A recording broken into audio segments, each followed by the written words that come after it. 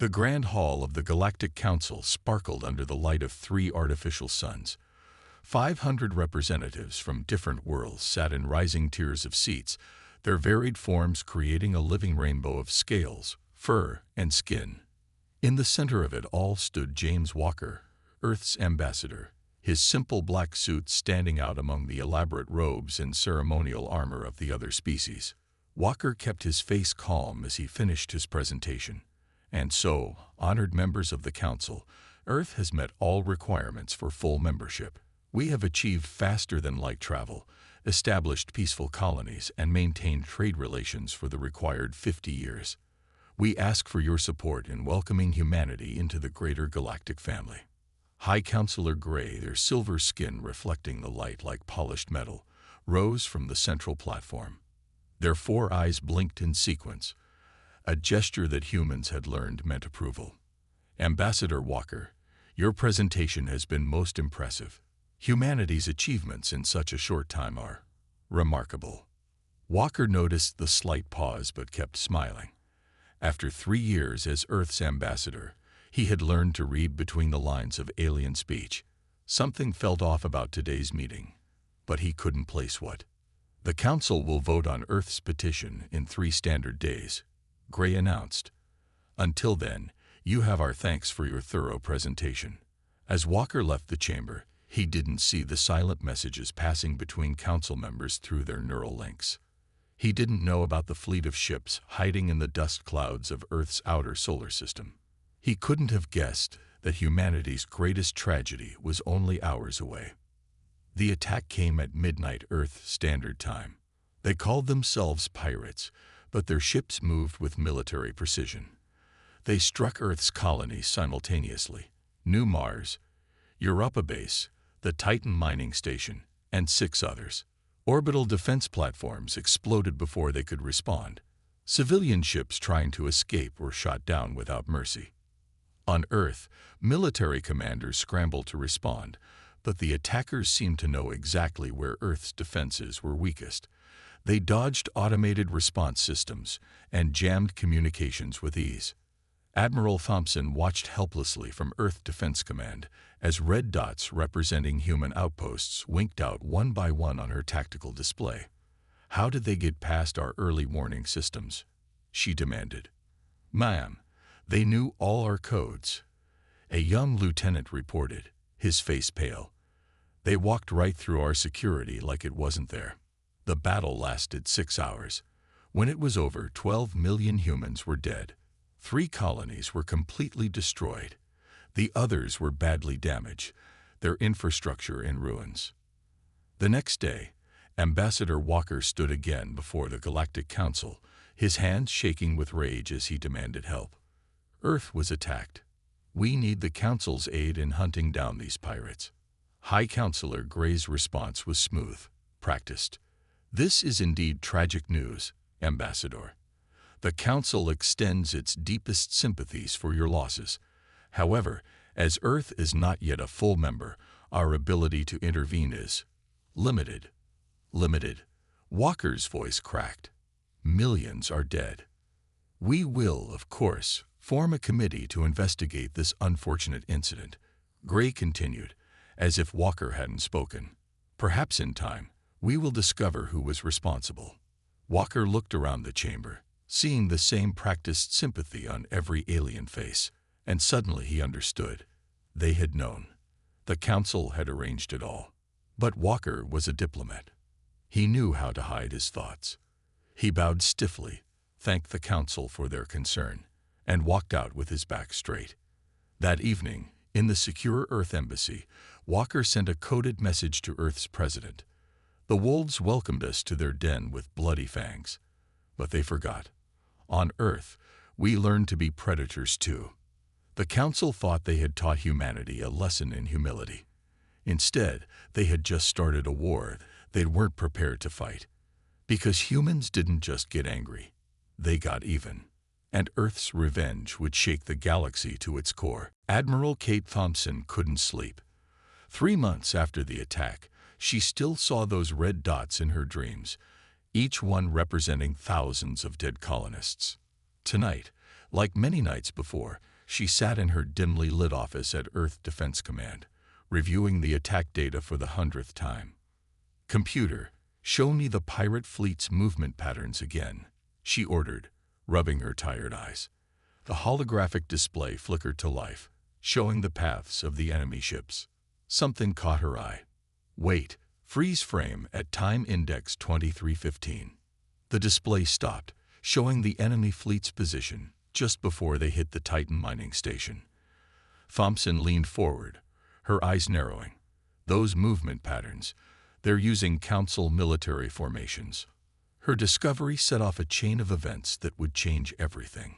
Tom Martinez, Earth's top intelligence officer, received Thompson's message at dawn. By noon, he had assembled a small team of Earth's best computer experts and code breakers. They worked in a hidden underground facility, away from any possible alien monitoring. "The Admiral's right," Martinez told his team, pointing to the data. "These weren't pirates. Their attack patterns match Council military training exactly. But we need proof that can't be denied." The team worked day and night, digging through years of collected data.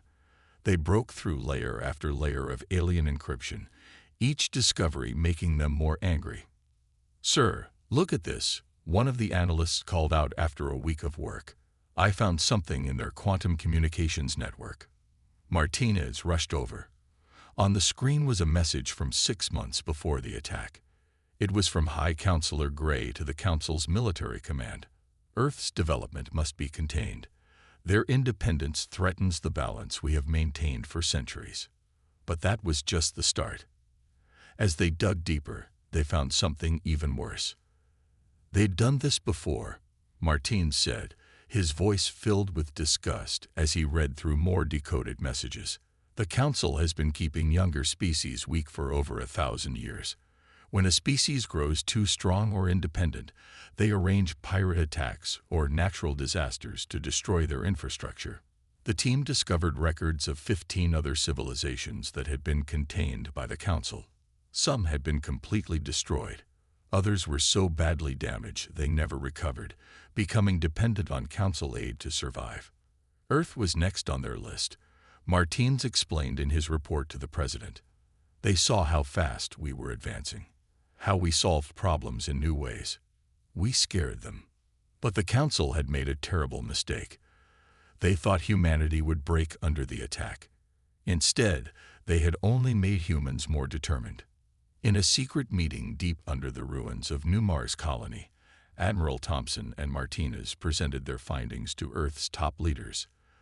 The room was silent as they showed proof of the Council's betrayal.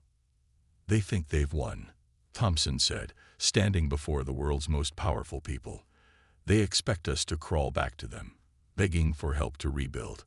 That's what the other species did." Martinez stepped forward. "But we're not like the others. We found weaknesses in their systems, gaps in their defenses. They're so used to being in control, they've gotten sloppy." The President stood up, her face hard with anger. "How long will it take us to prepare a response?" "Months, maybe a year," Thompson answered. "We'll need to be careful, silent. They need to think we're broken and harmless." "Then that's what they'll think," the President said. "While we prepare, we'll play the part of the defeated species. We'll act weak, grateful for any help they offer, and when we're ready." She didn't need to finish the sentence. Everyone in the room understood. The Council thought they had crushed humanity's spirit. Soon, they would learn just how wrong they were. Because humans had something the other species didn't, a long history of fighting back against those who tried to conquer them. And this time would be no different. In his office on the Council homeworld, High Counselor Gray reviewed reports about Earth's colonies slowly rebuilding.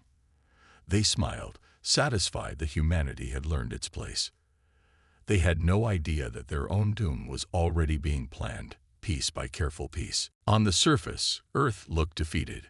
The colonies slowly rebuilt, using old technology that the Council approved.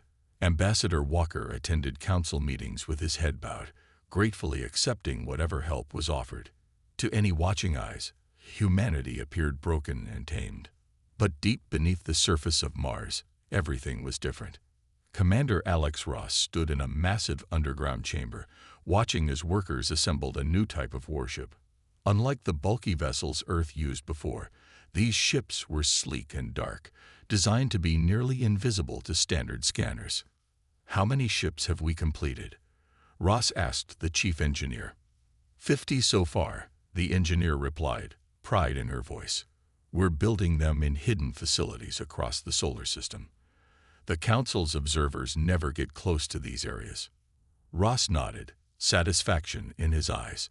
The Council's spies only saw what Earth wanted them to see: old shipyards building simple transport vessels. They never suspected the true scale of humanity's preparation.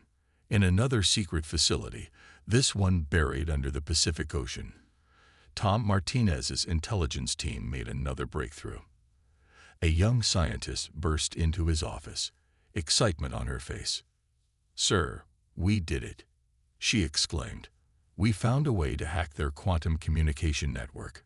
We can not only read their messages now, we can shut down their entire system whenever we want." Martinez smiled. This was the advantage they had been waiting for. The Council relied heavily on quantum communications to coordinate their massive fleet. Without it, their ships would be forced to act independently, losing their greatest strength. Above the moon's dark side, Admiral Thompson watched Earth's new elite space forces train. The ships moved in perfect formation, practicing maneuvers that would have been impossible a year ago. Using technology reverse-engineered from Council databases, they had developed weapons and defenses far beyond what the Council thought humanity capable of. "Run the combat simulation again," Thompson ordered. "This time, increase the enemy count by 50%. The training officers nodded. They had been running these drills for months, preparing for every possible scenario. When the time came, Earth's forces would be ready. But humanity wasn't working alone. In secret meetings across the galaxy, Ambassador Walker met with representatives from other species who had suffered under the Council's rule. Many were eager to help, providing information and resources while maintaining a peaceful facade. "Your people are brave to stand against them," said one alien leader, their voice low even in the secure meeting room. "We will be ready when you make your move." Walker thanked them, knowing that each new ally increased their chances of success. The network of resistance grew slowly but surely, all while the Council remained blind to the threat. In his private office, the President reviewed the latest progress reports. Everything was proceeding according to plan. Earth's military strength now secretly matched or exceeded the Council's in many areas. More importantly, they had developed technologies the Council had never seen before. "How much longer?" he asked Thompson and Martinez, who stood before his desk. 3 more weeks, Thompson replied. "All ships will be in position by then." Martinez nodded. "Our intelligence network is ready. We can disable their communications the moment you give the order." The President looked at the holographic display, showing the positions of Council worlds and military bases.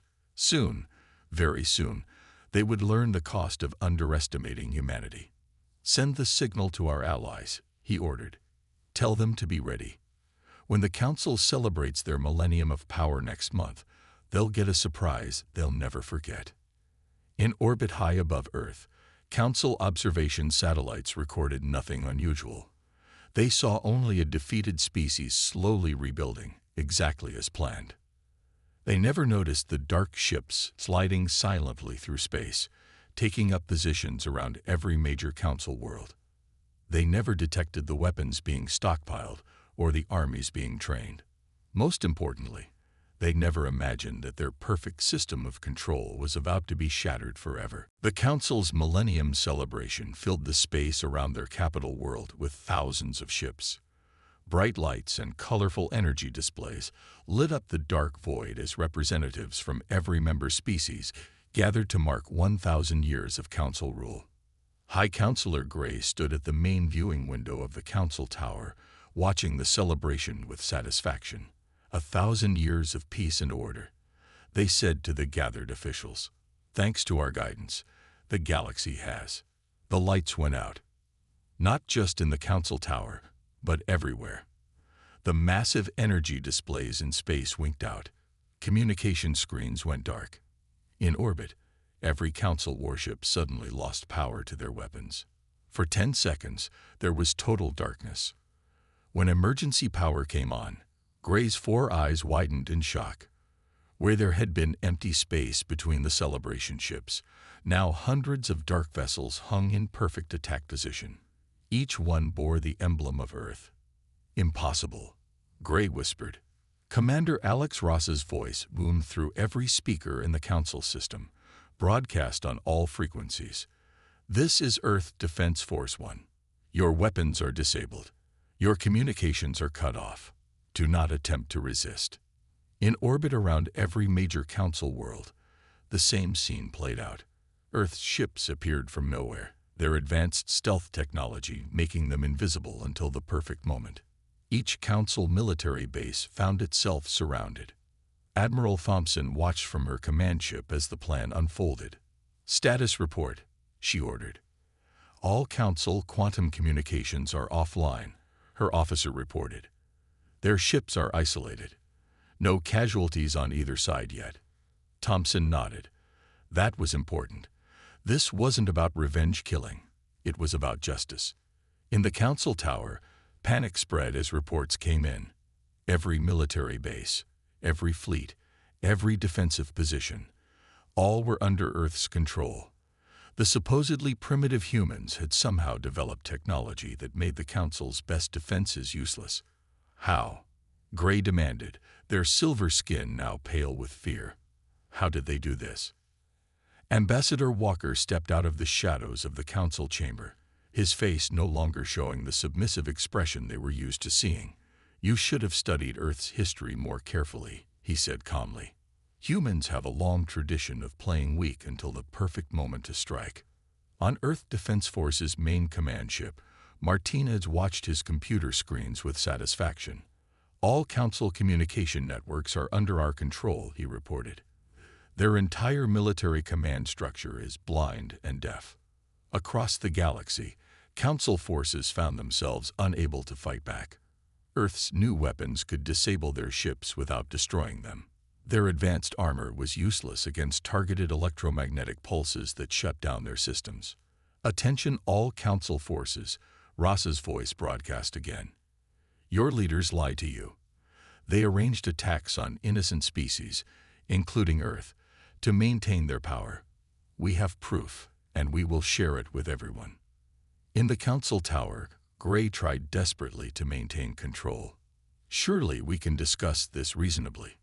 Like you discussed the attack on our colonies." Walker cut them off. "Like you discussed the destruction of 15 other species who grew too strong." Outside, more ships appeared, but these weren't Earth vessels. They were ships from other species, ones the Council had attacked over the centuries. All had secretly allied with Earth, waiting for this moment. "The Council's rule is over," Walker announced to the stunned chamber. "It's time for justice." Gray sank into their chair, finally understanding the magnitude of their mistake. They had thought humans would be like the others, easily broken, easily controlled. Instead, humanity had done what no other species had managed in 1,000 years. They had united the galaxy against the Council's tyranny. And this was only the beginning. News spread across the galaxy like wildfire. On every planet, in every space station, beings gathered around communication screens watching Earth's broadcast. Tom Martinez's team had broken into every Council network, showing proof of their crimes to all species at once. "Look at these records," voices whispered in countless languages. "The Council destroyed the Bright Ones because they developed better ships. They crippled the Crystal Worlds because they grew too wealthy. They attacked Earth because humans solved problems in new ways." The effect was immediate and unstoppable. On the desert world of Kaz, the local Council garrison found themselves surrounded by the very security forces they had trained. Their commander tried to call for help, but Earth's technology kept all Council communications dead. "We trusted you," the Kaz leader said, their thick scales bristling with anger. "We thought you protected us." Now we know you only kept us weak. Similar scenes played out on hundreds of worlds. Species that had lived under council control for centuries suddenly saw their chance for freedom. Earth's success showed them it was possible to fight back. Admiral Thompson watched from her command ship as reports flooded in. Another council base has surrendered on the ice moons, an officer reported. The local species turned against them. No shots fired. Thompson nodded with satisfaction. This was going exactly as planned. Earth hadn't just prepared for war. They had prepared to win without massive bloodshed. Their weapons disabled rather than destroyed. Their proof changed minds rather than ending lives. In the council tower, High Counselor Gray tried desperately to retain control. Emergency powers. They shouted to the few officials still loyal. By council law, in times of crisis, I can take direct command of all forces. But when Gray tried to activate the emergency protocols, nothing happened. The council's careful systems of control had been completely shut down by Earth's technology. Those emergency powers were designed to stop rebellions, Ambassador Walker said, stepping into the chamber again. But you never imagined the rebellion would come from inside your own system.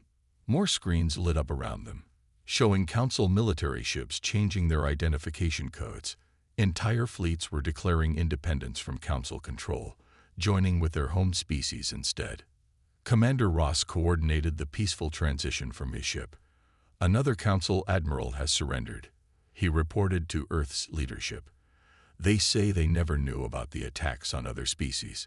Many of them are angry at being used to hurt innocent people.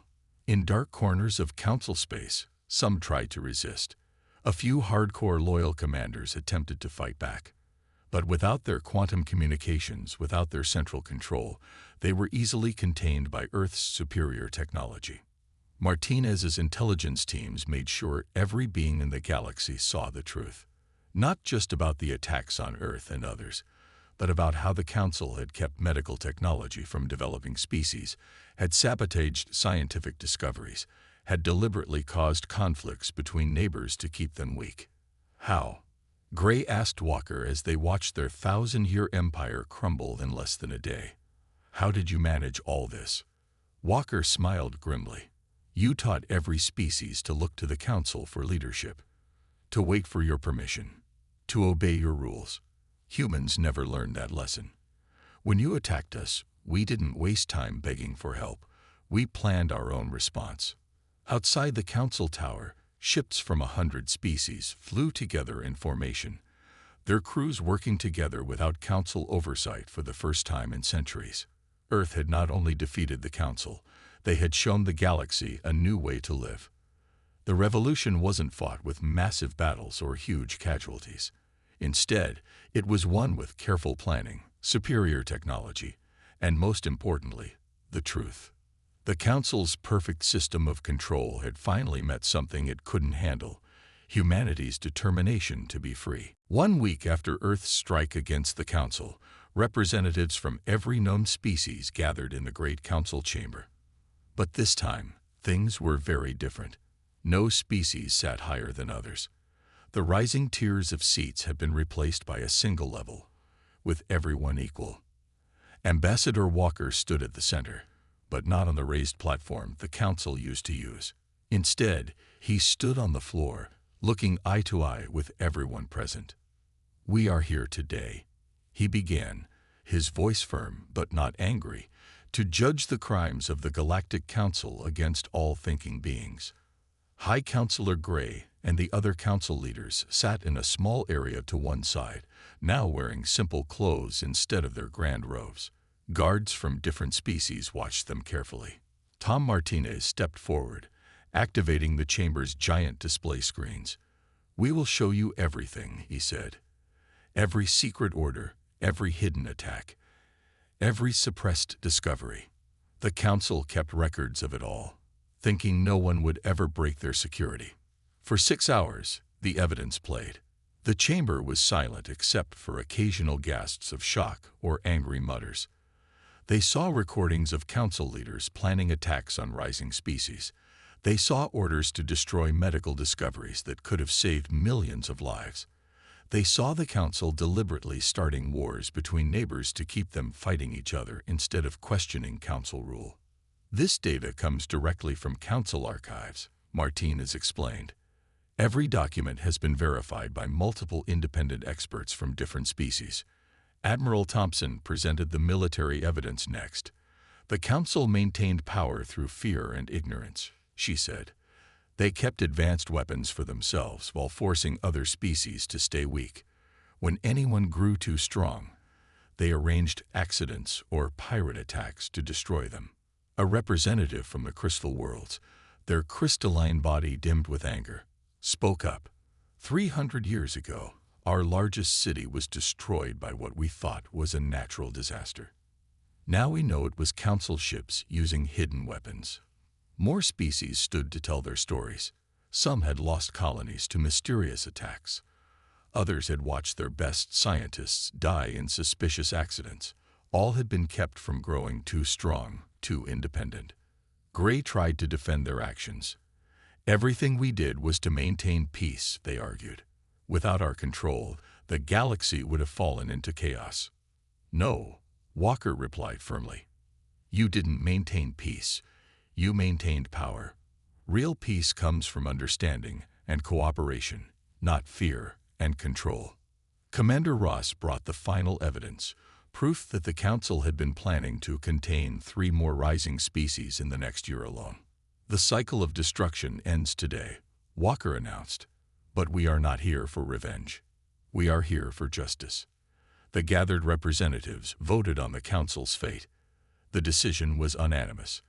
The Council leaders would face trial for their crimes. Their wealth would be used to help the species they had harmed. Their technology would be shared with everyone. But most importantly, the Council system itself would be dissolved forever. We have a chance to build something new, Walker told the chamber. Not an empire of control, but an alliance of equals. Each species free to grow, to discover, to reach their full potential. Gray watched silently as their carefully built system of power was dismantled piece by piece. They had ruled through secrets and fear for so long, they couldn't understand how humans had succeeded by sharing knowledge and building trust. The gathered species began making plans for a new form of galactic government, one where every voice would be heard, where no species would be held back, where cooperation would replace control. Earth had done more than just defeat the Council. They had shown the galaxy a better way to live. As the session ended, Walker looked at the former Council leaders. You thought attacking Earth would keep us weak, he said quietly.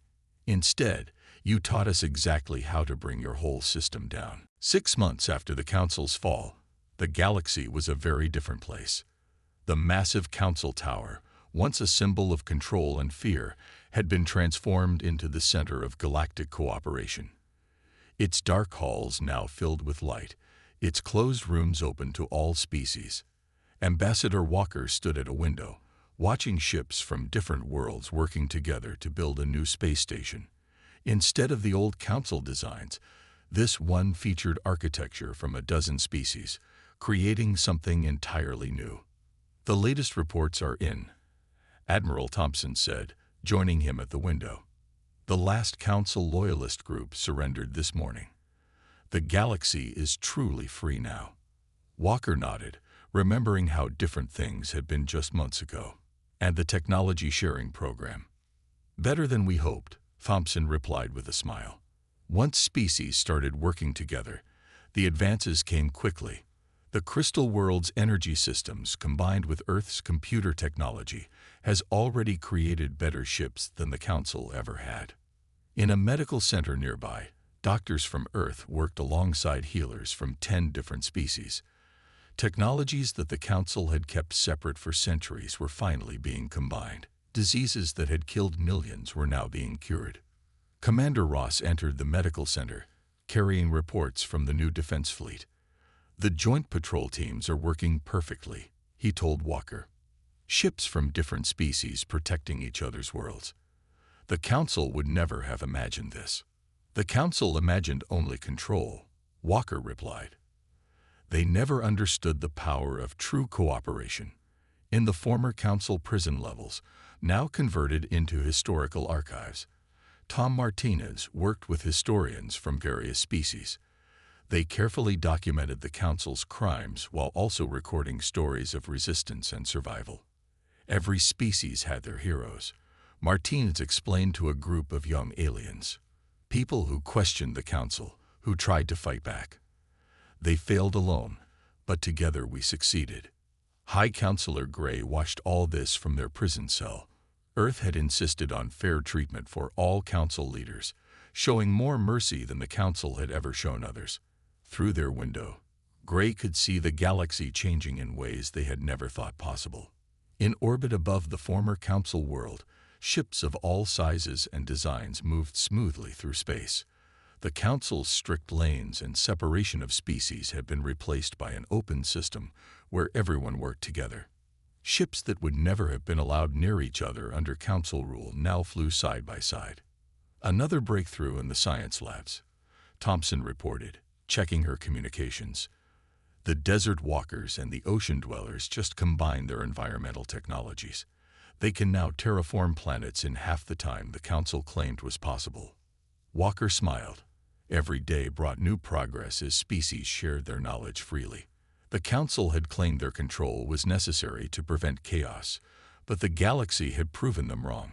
In the great chamber that had once housed council meetings, representatives from every species gathered again. But now they sat together, shared meals together, worked together to solve problems. The former council races, freed from their leaders' control, had joined as equals, offering their knowledge to help rebuild. "We don't need someone to rule us," Walker told the gathered beings. "We just need to help each other grow." A ship arrived carrying survivors from one of Earth's destroyed colonies. They had rebuilt with help from 5 different species, each contributing their best technologies and knowledge. Their new homes were better than anything the council would have allowed. As the day ended, Walker, Thompson, and Ross stood together, watching the sunset on a changed galaxy. The stars no longer represented distant council territories to be controlled. Now they were full of possibilities, of new friendships, of unlimited potential. Was it worth it? Ross asked quietly. All the planning, the waiting, the hard work. Walker watched as ships from Earth flew past, carrying scientists to share knowledge with distant worlds.